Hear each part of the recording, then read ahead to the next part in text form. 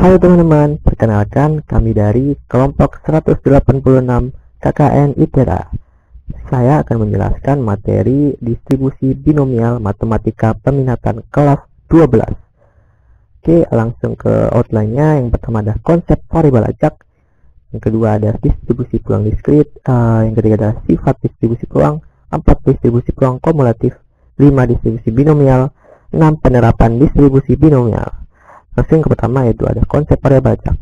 Untuk memahami apa yang dimaksud dengan variabel acak, teman-teman bisa melakukan kegiatan berikut, yaitu dengan melemparkan dua buah uang logam secara bersamaan.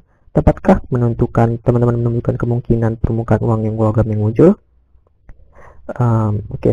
Tentunya dari percobaan tersebut kita mendapatkan beberapa kemungkinan, diantaranya yaitu angka-angka, gambar angka, angka gambar, gambar-gambar. Nah, atau ditulis dalam bentuk himpunan ruang sampel S sama dengan kurung kurawal AA, G, A, AG, GG, di mana A merupakan angka dan G merupakan gambar. Kita misalkan X merupakan sisi gambar yang terlihat dari percobaan, maka X sama dengan 0 akan muncul angka-angka. Kenapa? Karena X itu merupakan gambar. Jika gambar tidak muncul atau sama dengan 0, maka yang muncul adalah angka, keduanya angka. X sama dengan 1 untuk angka gambar atau gambar angka, karena gambar yang muncul adalah 1, maka hal tersebut. Kemudian X sama dengan 2 muncul gambar-gambar untuk keduanya gambar. Oke, kedua ada distribusi peluang diskrit. Nah, distribusi peluang diskrit itu merupakan suatu cara ya untuk menyajikan dari nilai variabel acak diskrit. Nah, ini ada beberapa cara, yaitu ada 3. Yang pertama tabel, grafik, dan fungsi. Oke, kita langsung ke contoh nih. Misalkan ada percobaan melambungkan sekeping uang logam sebanyak 3 kali. Nah, ini berbeda sebelumnya, itu 2 kali, kali ini 3 kali. X merupakan variabel diskrit yang menyatakan sisi gambar yang muncul. Nah, maka dapat kita jabarkan ya untuk ruang sampelnya.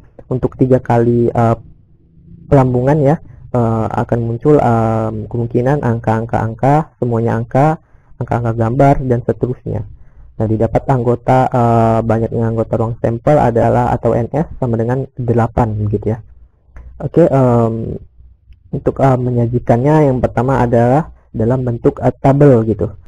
Oke, nah teman-teman bisa buat 3 kolom, nilai X, titik sampel, dan banyaknya gitu ya. Nah, untuk nilai X ini merupakan banyaknya sisi gambar yang muncul, ada 0, 1, 2, dan 3 gitu ya. Oke, bisa 0 itu jika gambar tidak muncul sama sekali, 1 gambar muncul sekali, dan seterusnya gitu ya. 4 tidak mungkin ya, karena kita melambungkan sebanyak 3 kali gitu ya. Nah, untuk titik sampel teman-teman bisa analisis ya, untuk gambar muncul 0 kali, yaitu terdapat AAA, angka semua berarti, dan banyaknya itu ada 1 dan seterusnya gitu ya. Nah, untuk peluang ini tabel peluang teman-teman bisa bikin untuk X sama dengan 0 sama dengan 1/8. Itu kenapa? Karena kita bisa hitung dari banyaknya ya. Peluang itu merupakan banyaknya dibagi dengan banyak anggota ruang sampel atau NS-nya ya, ada 8, maka 1/8. Untuk X sama dengan 1 itu X ada 3 ya, 3/8, maka 3/8 gitu ya. Nah, itu merupakan sajian dalam bentuk tabel. Jika dijumlahkan sama dengan 1. Nah, kemudian ada grafik nih. Grafik kita bisa membuat grafik fx terhadap x ya, di mana x-nya 0, 1, 2, 3 dan fx-nya bisa merupakan peluangnya gitu ya. Di mana untuk x 0 dan 3 itu 1/8, dan itu kemudian kita bisa buat fungsi ya, 0 untuk x sama dengan yang lain, 1/8 untuk x 0 dan 3, 3/8 untuk x 1 dan 2 gitu ya. Oke, itu merupakan sajian dalam bentuk fungsi begitu.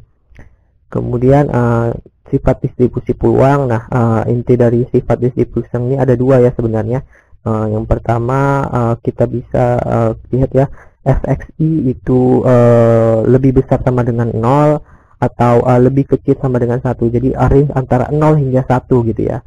Itu merupakan fx atau peluang gitu ya.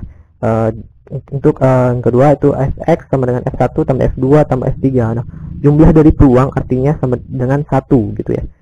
dibanding 1. Lanjut ke keempat, di sini ada distribusi peluang kumulatif. Kita langsung ke persamaannya aja. Jadi intinya itu ketika kita kita menjumlahkan dari peluang tadi ya, seperti sifat tadi ya, ini kumulatif artinya penjumlahan. Jadi kita menjumlahkan dari peluang-peluang yang muncul gitu ya. Oke.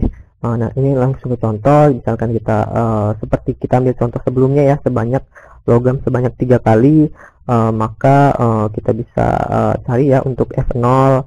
Kita langsung substitusikan ke persamaannya aja. Px kurang dari sama dengan 0, dimana penjumlahan x0 hingga 0 gitu ya. Fx sama dengan F0. Nah, F0 ini kita dapatkan 1/8 ya, berdasarkan dari contoh sebelumnya gitu. Dimana 1 ini adalah misalkan x itu kan gambar ya, jadi 1 itu merupakan banyaknya f yang x-nya 0 gitu ya, gambarnya 0 itu angka semua berarti, maka 1/8. F1 kemudian x penjumlahan dari x0 hingga 1, F0 ditambah F1 gitu ya, peluang 1/8 ditambah F1 itu 3/8, maka 1/2 gitu. Oke, dan seterusnya begitu ya. Kemudian bisa dibuat dalam bentuk fungsi distribusi sebagai berikut ini. Nah, 0 untuk x kurang dari 0. Kenapa? Kita bisa ketahui ya di situ untuk x 1/8 itu sudah masuk ke dalam 0 ya, 0, maka seperti itu 1x sama kurang lebih dari 1 hingga 2, range itu 1,5 gitu ya. Oke, kemudian langsung ke distribusi binomial. Di sini dalam peluang ya, kita bisa memiliki kemungkinan 2 hasil ya dalam peluang. Misalkan contoh seperti ini, ketika seorang bayi lahir, maka bayi tersebut memerlukan bayi laki-laki perempuan. Nah, itu 2 kemungkinan, bisa bayi laki-laki atau perempuan, itu ada 2 kemungkinan. Kemudian contoh yang kedua itu ada suatu pengobatan medis dapat dihasilkan efektif. Nah, teman-teman ketika berobat ya, kemungkinan itu ada 2 kemungkinan, bisa sembuh atau tidak. Nah, yang ketiga ini ada pertanyaan pilihan ganda memiliki 4-5 pilihan, atau menjadi benar atau salah. Nah, ini lebih disederhanakan ya, walaupun ada 4 pilihan atau 5 gitu ya, misalkan A, B, C, D, E. Nah, itu bisa dikasih menjadi benar salah. Misalkan benarnya adalah A, B, C, D, E nya merupakan yang salahnya. Itu bisa 2 kemungkinan menjadi. Kemudian variabel acak binomial, itu merupakan variabel acak nilai-nilainya dengan hasil percobaan binomial gitu ya. Ini ada syarat-syaratnya. Yang pertama, melakukan secara berulang-ulang. Kedua, bersifat saling bebas atau tidak saling mempengaruhi gitu ya. Kemudian yang ketiga, ada percobaan memiliki 2 macam kejadian, dan ketiga adalah kejadian tetap gitu ya. Nah, ini persamaan, wajib teman-teman ketahui persamaannya. Intinya seperti ini.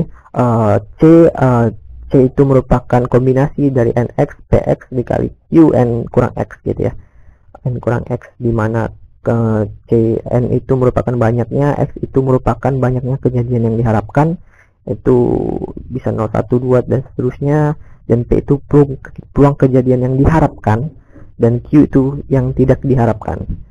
Oke, masuk ke penerapan distribusi binomial. Di sini ada contoh ya. Sebuah tes terdiri dari 10 pertanyaan pilihan berganda. Ada 4 pilihan nih. Seorang siswa dapat memilih jawaban dan diberi secara acak tanpa membaca pertanyaan nih. Berapa peluang mahasiswa menjawab 6 pertanyaan dengan benar gitu ya. Di sini berarti ada peluangnya, yaitu 1/4, di mana dia memilih dia menjawab 1 pasti ya dari 4 pilihan ya, maka peluangnya 1/4, dan Q-nya itu 1 dikurang P, maka 1 dikurang 1/4 ada 3/4, dan N-nya itu adalah 10, dia banyak pertanyaan adalah 10 ya. Kemudian X yang dia diharapkan menjawab 6 pertanyaan dengan benar gitu ya. Maka langsung disebutkan persamaan, maka P X kurang 6 kombinasi 10,6, 10 N-nya, 6 itu X-nya, kemudian peluangnya 1/4 pangkat 6, Q-nya 3/4, 10 dikurang 6 gitu ya. Nah, ini kombinasi 10 dan 6, maka 10 faktorial per 6 faktorial dikali 4 faktorial. 4 faktorial itu dapat dari 10 dikurang 6 ya. Konsep dari itu ya, kombinasi ya. Kemudian dikalikan saja dengan menggunakan kalkulator, bisa didapatkan hasilnya 0,016 gitu. Nah, ini contoh yang kedua. Sebuah dadu dilemparkan sebanyak 12 kali nih. Tentukan peluang munculnya mata dadu 6 sebanyak 3 kali. Nah, n-nya berarti 12, maka ini peluang dulu kita bisa cari 1/6. 6 itu banyaknya mata dadu kan 6 ya. 1 hingga 6 gitu ya. Nah, kemudian maka peluangnya 1/6, Q-nya 1 dikurang 1/6, kemudian n-nya itu 12, banyak dilemparkan 12 kali, x-nya dengan 3, diharapkan sebanyak 3 kali. Disitukan kombinasi 12,3, n-nya 12, 3 itu diharapkannya x-nya, peluangnya 1/6, dipangkatkan x-nya gitu ya, Q dikali n kurang x gitu ya. Nah, ini bisa dikalikannya, untuk kombinasi bisa 12 faktorial dibagi 3 faktorial dikali 9 faktorial, 12 kurang 3 maka 9 faktorial. Dikalikan dengan kalkulator didapatkan hasilnya 0,197. Oke, lanjut ke contoh ketiga. Di sini ada dalam suatu pertandingan Ronaldo nih mencetak gol, peluang dia 5/6. Nah, menang 5 kali, maka peluang Ronaldo 4 gol nih. Maka peluangnya itu 5/6 diketahui di soal, Q-nya 1 dikurang P sama dengan 1 dikurang 5/6, 1/6 ya. Q-nya 1/6, n-nya 5 kali, dia menendang 5 kali gitu ya.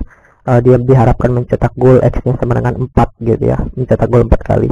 Dimasukkan kombinasi 5,4, P-nya peluangnya 5/6 pangkat 4, x-nya itu ya 1/6, Q-nya 5 kurang 4, n kurang x gitu ya. Intinya seperti itu. Dikalikan dengan kalkulator didapatkan hasilnya seperti ini ya, 31625 dibagi besar dalam bentuk pecahan gitu ya. Oke, demikian penjelasan dari saya, lebih kurangnya mohon maaf.